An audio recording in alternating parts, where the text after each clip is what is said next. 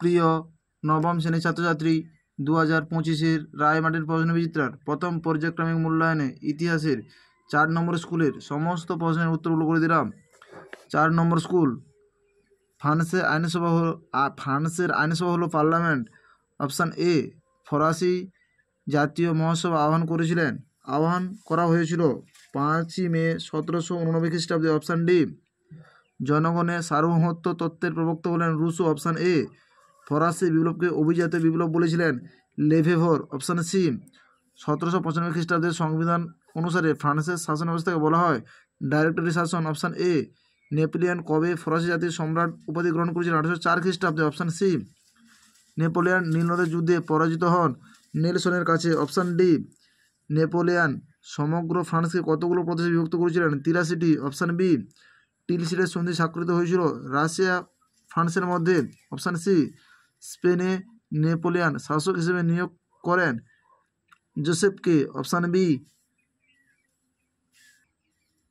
বাম স্তম্ভ ডান স্তম্ভ, ফ্রিজিও কাট অর্থনীতিবিদ, সিজালপাইন প্রজাতন্ত্র, বিদ্রোহী প্রতিরোধ সমিতি, মন্তেস্কু নিয়মতান্ত্রিক রাজতন্ত্র, জুন্টা ইতালি, কনস্ট্রাক্ট অফ পেইসি কি? ফরাসি বিপ্লবের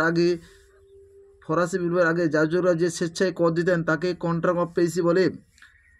সামাজিক চুক্তি গ্রন্থে রুসোর মূল বক্তব্য কী ছিল? 28 নম্বর পৃষ্ঠা 3-এর দাগের 3-এর পয়েন্টের উত্তরটি তোমরা দেখো। 28 নম্বর পৃষ্ঠায় 3-এর দাগের 3-এর পয়েন্টের উত্তরটি তোমাদের উল্লেখ করতে হবে।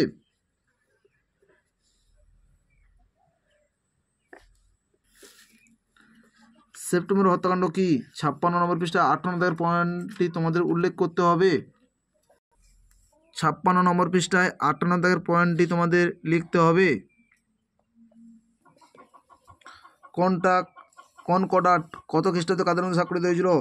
1801 খ্রিস্টাব্দে পোপ নেপোলিয়ন ও সপ্তম পয়াসের মধ্যে সংগঠিত হয়েছিল বা স্বাক্ষরিত হয়েছিল।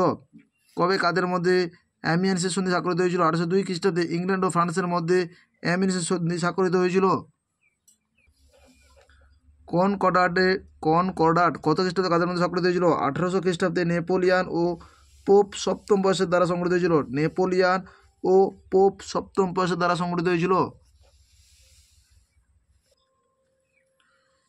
4-এর দাগে বাস্তিল দুর্গের পতন তার গুরুত্ব। 44 নম্বর পৃষ্ঠায় 18 দাগের প্রশ্নের উত্তরটি তোমরা দেখো। 44 নম্বর পৃষ্ঠায় 18 দাগের প্রশ্নের উত্তরটি তোমাদের লিখতে হবে।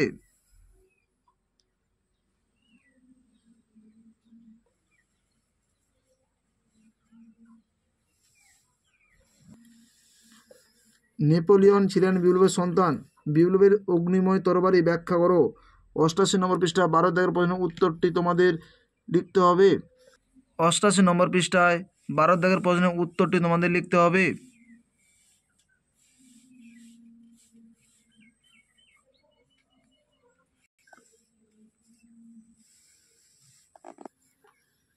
ফ্রান্সে ক্ষমতা দখলে নেপোলিয়নের সাফল্যের কারণগুলি লেখো। 85 নম্বর পৃষ্ঠায় 3-এর দাগের প্রশ্নের উত্তরটি তোমাদের লিখতে হবে। 85 নম্বর পৃষ্ঠায় 3-এর দাগের প্রশ্নের উত্তরটি তোমাদের লিখতে হবে।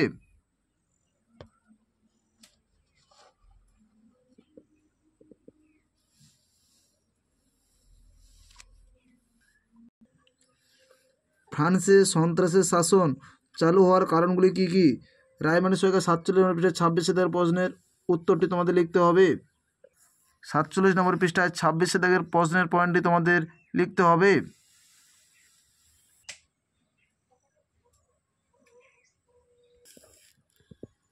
সন্ত্রাসের শাসন সংগঠনের সম্পর্কে আলোচনা করো। 48 নম্বর পৃষ্ঠা 27 দাগের প্রশ্নের উত্তরটি তোমাদের লিখতে হবে। 48 নম্বর পৃষ্ঠা 27 দাগের প্রশ্নের উত্তরটি তোমাদের লিখতে হবে।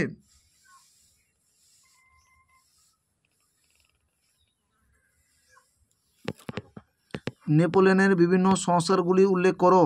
75 নম্বর পৃষ্ঠায় 2-এর দাগের প্রশ্নের উত্তরটি তোমাদের লিখতে হবে। নেপোলিয়নের অভ্যন্তরীণ সংস্কারগুলি বর্ণনা করো। 75 নম্বর পৃষ্ঠায় 2-এর দাগের প্রশ্নের উত্তরটি তোমাদের লিখতে হবে।